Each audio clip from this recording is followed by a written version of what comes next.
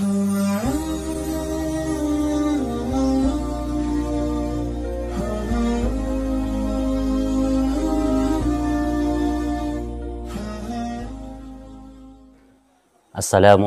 warahmatullahi wabarakatuh.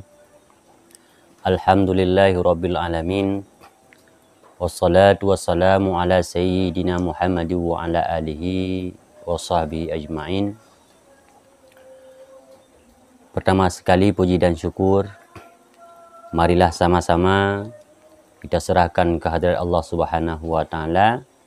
Insyaallah oleh Allah Subhanahu wa taala masih memberikan kita kesempatan, sehingga pada kesempatan kali ini kita masih bisa berjumpa lagi. Salat dan salam mari sama-sama kita sajikan ke pangkuan alam baginda Muhammad Rasulullah sallallahu alaihi wasallam. Hadirin saudara kami sekalian yang dimuliakan oleh Allah Subhanahu wa taala. Pada kesempatan kali ini, sebagaimana yang pernah saya janjikan kepada saudara-saudaraku sekalian untuk membicarakan sebuah pengobatan yang namanya dengan penyakit Raja Singa atau kencing nanah. Mungkin di dalam video-video saya sebelumnya pernah saya berjanji, pernah saya bercerita tentang bahwa ada sebuah tanaman yang mampu menyembuhkan dengan 12 macam penyakit. Maka dalam salah satunya yaitu penyakit Raja Singa atau yang disebut dengan kencing nanah.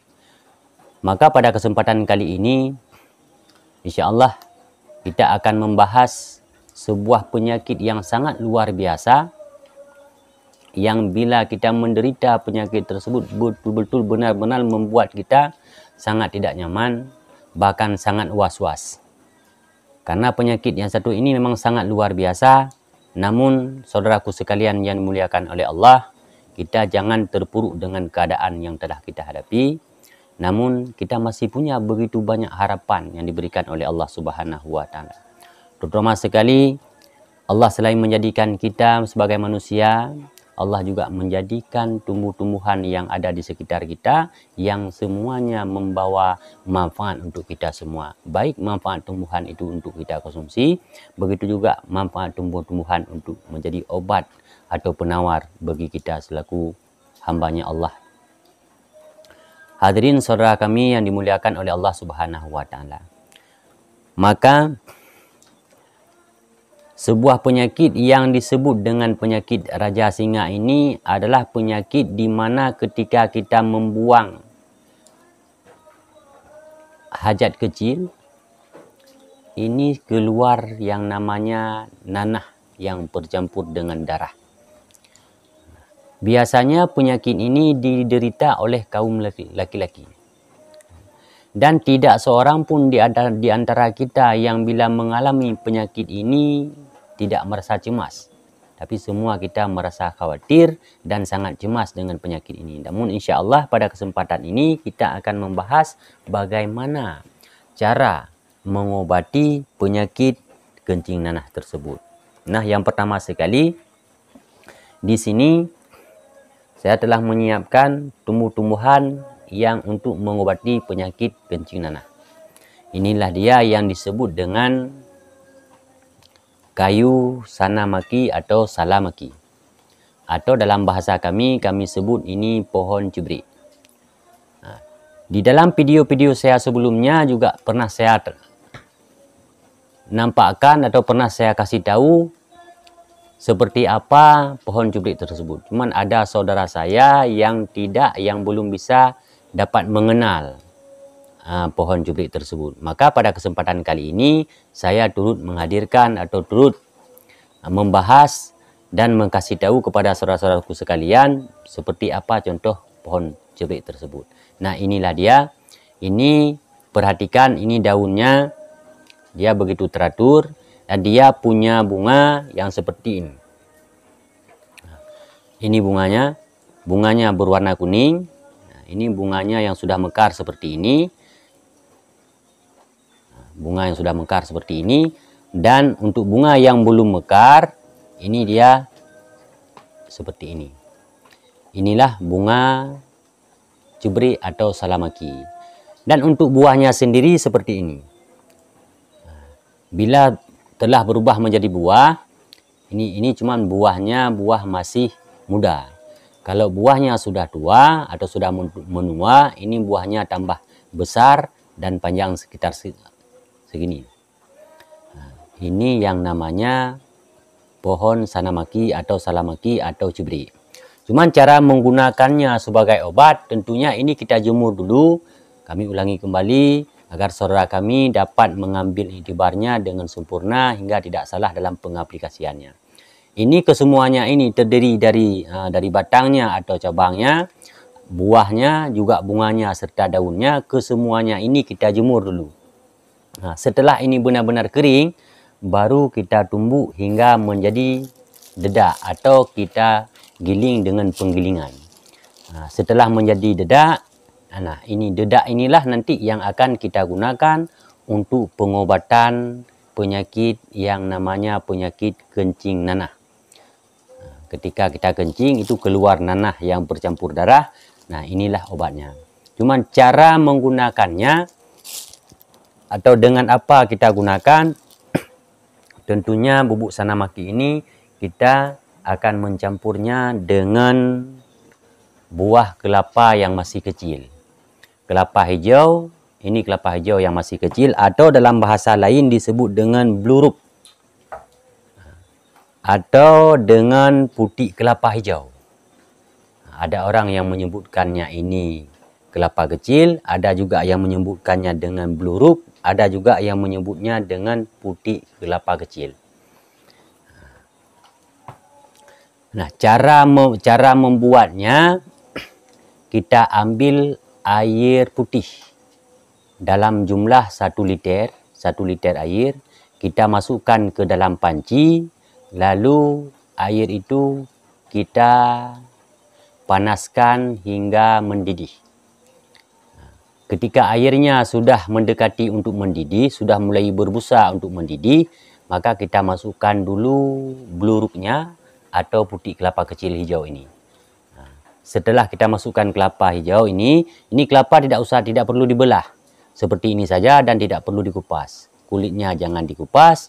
Kalau dibelah bisa, tapi dikupas itu tidak perlu dikupas. Seperti ini langsung kita masukkan ke dalam wajan atau ke dalam panci. Setelah benar-benar mendidih, ini air kelapa ini akan keluar dengan warna agak sedikit hampir mirip warna teh. Setelah itu baru kita masukkan bubuk sanamaki. Nah, untuk 1 liter air kelapa, untuk 1 liter air bersih, atau kita gunakan ini kelapa bluruk atau putih kelapa ini 1 butir saja atau 1 buah saja. Dan untuk bubuk sanamakinya ini kita gunakan setengah on atau 50 gram. Nah, 50 gram bubuk sanamaki, 1 butir bluruk atau putih kelapa hijau dengan 1 liter air. Nah, setelah itu kita tunggu sampai benar-benar mendidih hingga air yang kita gunakan 1 liter tersebut tinggal separuh. Sehingga airnya tinggal setengah, baru kita angkat. Nah, setelah kita angkat, airnya kita dinginkan dulu. Lalu airnya kita saring pakai apa saja. Lalu cara konsumsinya, kita konsumsi di sore hari 1 gelas air. Setiap sore 1 gelas air. Menurut keterangan Syekh Ahmad bin Ali Al-Buni di dalam kitab Mujarabat Madinatul Kubra, beliau menyebutkan untuk penyakit kencing nanah atau penyakit raja singa yang kita berobat dengan tumbuhan ini kita harus rutin mengkonsumsinya selama 7 hari. Insya Allah, jika kita telah mengkonsumsinya 7 hari, insya Allah Allah akan memberikan kesembuhan dengan penyakit yang kita derita. Karena pada intinya, bukanlah obat yang kita konsumsi ini yang akan menyembuhkan kita dari sebuah penyakit. Tetapi yang dapat menyembuhkan kita dari sebuah penyakit tersebut hanyalah Allah Subhanahu wa taala. Hanya saja Allah menyembuhkan kita dari penyakit apa saja yang kita derita tergantung kepada diri kita sendiri seberapa besar ikhtiar kita yang mengharap dengan kesembuhan tersebut. Maka kalau kita benar-benar sudah mengharap akan kesembuhan, maka Allah akan senantiasa menyembuhkan kita lewat ikhtiar kita sendiri. Malah oleh karenanya, saudara-saudaraku sekalian yang dimuliakan oleh Allah Subhanahu wa taala, dengan apa saja kita berobat atau penyakit apa saja yang kita derita, ketika kita mau berobat, sebelum kita konsumsi obat itu, bacakanlah dulu Bismillahirrahmanirrahim. Karena dengan menyebut nama Allah yang Maha Pengasih lagi Maha Penyayang, lewat itulah berkat Bismillah, dengan berkat nama Allah yang agung, dengan itulah Allah akan menyembuhkan kita dari berbagai penyakit. Bahkan dalam sebuah hikmah tentang Bismillahirrahmanirrahim, kenapa saya menganjurkan saudara-saudara saya untuk selalu mengucapkan Bismillahirrahmanirrahim di setiap saat, di setiap waktu, lebih-lebih lagi di saat kita berobat. Karena hikmah yang terkandung dalam Bismillahirrahmanirrahim ini adalah sangat-sangatlah besar. Karena kan Bismillah itu tersebut terdiri dari 19 huruf. Yang pertama yaitu huruf ba, dan sin, dan mim, dan nun, dan alif, lam, ra, ha, ya, dan mim.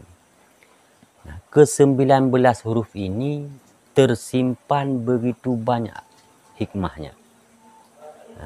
Bahkan Rasulullah Sallallahu Alaihi Wasallam pernah bersabda, barang siapa yang membaca Bismillahirrahmanirrahim, maka Allah akan senantiasa menjaga hamba tersebut dari berbagai malapetaka. Beliau juga pernah menyebut di dalam hadis yang lain, Bismillahirrahmanirrahim, wa man dzakaraha katsiran fi ayyi hajatin, khususan fi jalabir rizqi, radaqahullahu ta'ala bil yusri min haitsu la yahtasib, wa yarzuquhul haibata fi qulubin nasi wa indal awalimil ulwa was sufla. Bahwa Rasulullah Sallallahu Alaihi Wasallam bersabda, barang siapa menyebutkan dalam jumlah yang banyak Bismillahirrahmanirrahim tersebut di dalam suatu maksud,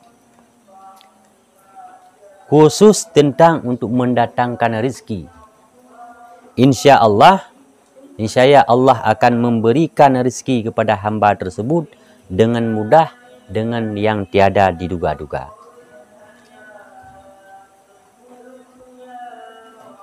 Kemudian beliau juga menyebutkan, barang siapa yang mengucap Bismillahirrahmanirrahim dalam jumlah yang banyak, dalam maksud yang tertentu, baik di sisi kelebihan atau kemuliaan, insya Allah akan memberikan kemuliaan kepada hamba tersebut yang membacanya. Baik Allah akan memberikan kemuliaan di dalam kalangan hamba yang tinggi, yang maksudnya hamba yang tinggi ini adalah para malaikat. Artinya Allah akan memuliakan. Allah akan memuliakan hamba tersebut di mata para malaikat. Hamba yang membacakan Bismillahirrahmanirrahim dengan mendawamnya secara banyak. Begitupun pula Allah akan memuliakan hamba tersebut dalam kalangan jin dan dalam kalangan manusia tersendiri, yaitu kepada hamba-hamba yang selalu senantiasa di dalam mendawamkan Bismillahirrahmanirrahim. Maka begitupun pula ketika kita dalam berobat, Ketika kita dalam berikhtiar untuk suatu kesembuhan, maka senantiasalah kita membaca Bismillahirrahmanirrahim, karena hanya lewat Bismillahirrahmanirrahim, dengan kelebihan Bismillahirrahmanirrahim, dengan fadilah-fadilah yang terkandung di dalam Bismillahirrahmanirrahim, lewat obat yang kita ikhtiar, maka Allah akan selalu senantiasa di dalam menyembuhkan kita berbagai penyakit. Maka kita jangan berpegang, jangan kita mengatakan bahwa obat ini tidak mampu menyembuhkan kita. Memang benar, tiada obat yang mampu untuk menyembuhkan kita. Yang hanyalah yang dapat menyembuhkan kita itu Allah Subhanahu wa taala. Cuman kita selaku hamba, Allah tidak akan memberikan kita sebuah kesembuhan bila kita sendiri tidak begitu berharap akan kesembuhan tersebut. Yang intinya, dengan berharap kepada Allah agar kita disembuhkan, yaitu lewat ikhtiar. Yang pertama, kita harus berusaha lewat pengobatan. Baik pengobatan secara dengan alami, herbal, tumbuh-tumbuhan, atau pengobatan-pengobatan yang lain. Selain itu, kita juga perlu berdoa, memohon kepada Allah. Semoga Allah menyembuhkan kita. Semoga Allah menghilangkan penyakit yang kita derita lewat wasilah obat yang kita konsumsi. Lewat wasilah obat yang kita ikhtiar. Maka hadirin saudaraku yang dimuliakan oleh Allah Subhanahu wa taala. Sementara bismillah tersebut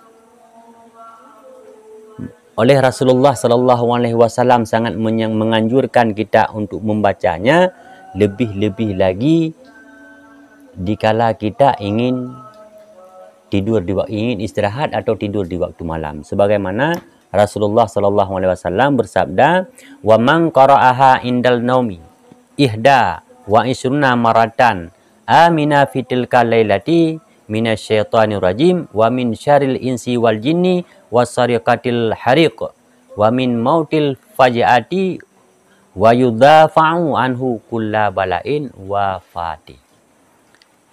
Rasulullah bersabda, barang siapa membacanya, yaitu Bismillahirrahmanirrahim, ketika mau tidur dalam jumlah 21 kali, insya Allah Allah akan menjaga, Allah akan melindungi hamba tersebut daripada godaan syaitan yang terkutuk. Allah juga akan menjaga hamba tersebut daripada segala kejahatan, baik kejahatan manusia maupun kejahatan jin. Begitu juga Allah akan menjaga hamba tersebut di malam itu dikala hamba tersebut mengucap Bismillahirrahmanirrahim sebanyak 21 kali dari berbagai penyakit. Dari penyakit yang namanya mati mendadak. Allah juga menyelamatkan hamba tersebut daripada kebakaran dan bencana-bencana lainnya. Di dalam hadis yang lain Rasulullah sallallahu alaihi wasallam bersabda, "Wa man qara'aha mi'ata marratin ala waj'i min kulli auja'in au alal mashuri sab'atu ayyamin mutawaliyatin au ziyadatin adalallahu ta'ala dzalika sihra wal waj'a anhu." Rasulullah sallallahu alaihi wasallam bersabda, barang siapa membaca Bismillahirrahmanirrahim 100 kali atas suatu penyakit, dari berbagai penyakit, dari penyakit apa saja, insya Allah Allah akan menyembuhkan hamba tersebut, atau Allah akan menghilangkan penyakit yang diderita oleh hamba tersebut. Ini yang saya bicarakan ini adalah sabda Rasulullah sallallahu alaihi wasallam. Juga barang siapa yang membaca Bismillahirrahmanirrahim sebanyak 100 kali, maka Allah akan melindungi hamba tersebut daripada terkena sihir. Kemudian beliau Rasulullah sallallahu alaihi wasallam melanjutkan bahwa barang siapa yang membaca Bismillahirrahmanirrahim sebanyak 100 kali berturut-turut selama 7 hari, insya Allah Allah akan menghilangkan penyakit sihir. Nah, saudaraku yang dimuliakan oleh Allah Subhanahu wa taala. Bila kita menderita sebuah penyakit, kita sudah berusaha mencoba, sudah berusaha berikhtiar lewat obat, sudah berusaha berikhtiar lewat tumbuhan, sudah berusaha berikhtiar lewat doktor, tabib dan sebagainya. Jika Allah belum memberi kita kesembuhan, maka kita jangan berputus asa.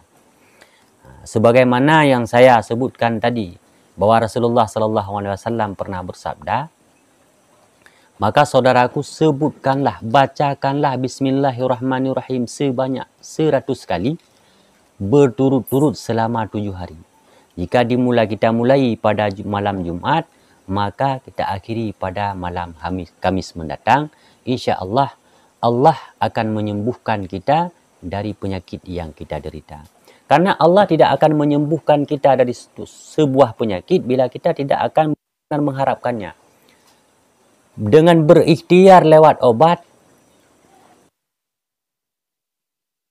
artinya kita berikhtiar atau kita berobat dengan obat, baik itu tumbuh-tumbuhan maupun obat-obat lainnya. Itu namanya sombong. Artinya kita terlalu berharap, terlalu berpegang kepada obat. Kita lupa dengan Allah Subhanahu wa taala yang menjadikan kita dan yang menjadikan berbagai macam makhluk di dunia ini. Dan kita telah melupakan bahawa penyakit itu datangnya daripada Allah dan kesembuhan itu pun milik Allah Subhanahu wa taala. Hanya saja kita perlu berikhtiar lewat obat, maka kita jangan lupa untuk berdoa. Maka oleh karenanya berdoa saja pun itu namanya bohong. Artinya apa? Kita berdoa, ya Allah sembuhkanlah saya dari penyakit yang saya deritakan ini. Tapi kita tidak mau berusaha sedikit pun secara ikhtiar dengan yang lain, maka Allah pun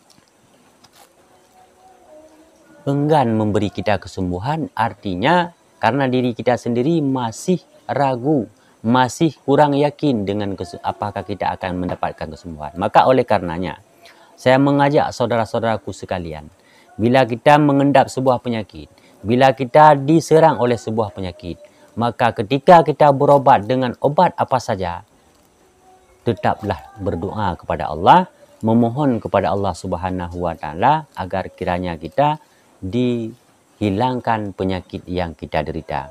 Begitu juga dengan penyakit yang kita ceritakan, obat yang kita ceritakan pada kesempatan kali ini, yaitu dengan obat bila kita menderita sebuah penyakit yang namanya yaitu penyakit Raja Singa atau penyakit kencing nanah. Kita sudah berobat kemana-mana belum juga kunjung sembuh. Maka saudaraku cobalah berobat dengan ramuan ini, yaitu dengan bubuk sanamaki yang kita rebus dengan bluruk atau putih kelapa hijau dengan air yang jumlahnya 1 liter. Nah, ketika kita mau meminumnya, maka bacakanlah Bismillahirrahmanirrahim dan surat Fatihah sekali.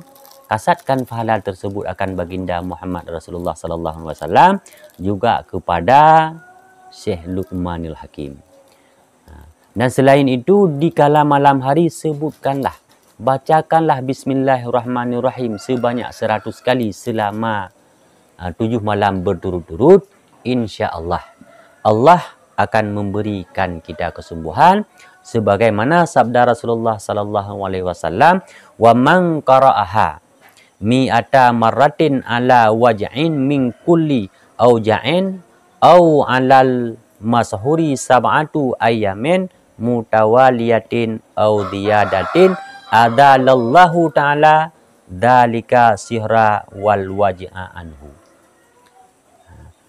Dan barang siapa yang mengucapkan Bismillahirrahmanirrahim sebanyak 100 kali 7 hari berturut-turut, insya Allah Allah akan menghilangkan penyakit apa saja yang dideritanya. Tentunya kita juga perlu berikhtiar lewat obat atau lewat kayu atau lewat tumbuh-tumbuhan herbal dan barang sebagainya.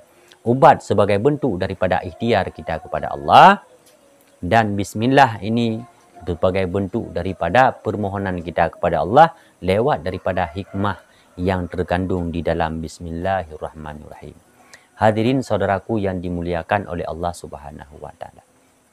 Apa yang saya ceritakan pada malam ini atau apa yang saya ceritakan di kesempatan ini adalah menurut keterangan kitab Mujarabat Madinatul Asrar. Begitupun pula yang disebut di dalam kitab Mujarabatul Kubra. Nah, kedua kitab ini menyebutkan dalam hal yang sama sesuai dengan sabda Rasulullah sallallahu alaihi wasallam. Maka saudaraku sekalian yang dimuliakan oleh Allah, bila dalam video ini saudaraku merasa bermanfaat dengan apa yang saya berbagi, dengan apa yang saya jelaskan ini, mohon untuk dibagikan agar kiranya saudara-saudara kita yang lain juga dapat mengambil hikmah dari apa yang kami sampaikan. Begitupun pula kepada saudaraku sekalian yang telah mendengar atau yang telah menyaksikan video ini, bila tidak paham dengan apa yang saya katakan ini, boleh di komen di bawah. Insya Allah kami akan merespon ketika kami melihat komen saudara-saudara kami sekalian.